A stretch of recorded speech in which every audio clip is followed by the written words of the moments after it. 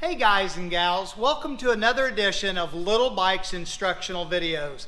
Today I'm going to show you on a CT70, I'm going to show you how to install the headlight. And what I mean by that is we try to do a good job here about before it goes off to paint to make sure that our fork ears are spaced properly so that our headlight bucket returns and everything's all fresh paint. We don't want it to be bent in too much. We don't want it to be out too far where we got to be bending it before we actually install it. So let's see what kind of job we've got. So when you install that, bring it in from the back and slide it up in the forward position. And as you tell, we've got a little bit too much clearance there. And where that'll come to bite us is when we go to bolt that up together. If they're too far out, it will actually make this plastic bezel go like that, which is in more of an egg shape, or this is more of an egg shape if they're too close together, and this is too much of an oval if it's too far apart. So if you can tell, I would set your headlight bucket down. I would take both hands and I would just give it gently a little squeeze to the inside to feel like that you have the proper fit. Okay, so as we go back up there with it, you can bring it back in here. Now I feel like, boom, I've got resistance on both sides. It will actually stay in place, and therefore I can go ahead and put my screw in either side.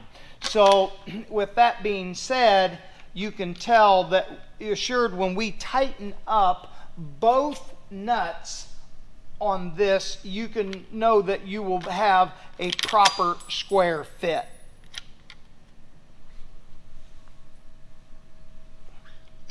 Also on this, definitely use a lock, okay, because that is a flat washer there. You can just put your lock washer to here and put your nut on at that point and feel like you run it down as tight as you can with your hand, and that's good for now. And then go to the other side and do that as well. Come in here with your lock, your split ring lock, and then go ahead and tighten that up.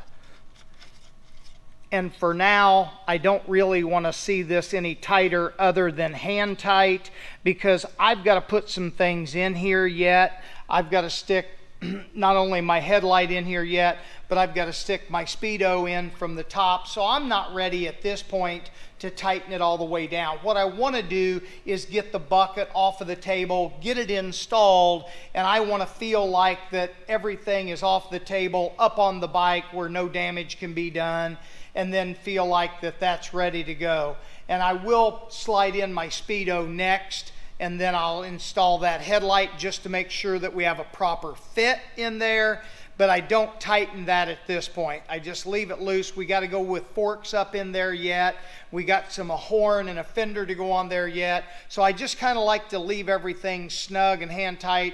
And what I like to do is get back at it and shoot it straight on to see that we have a nice, perfect, big circle right there to where our headlight will fit nice and flush.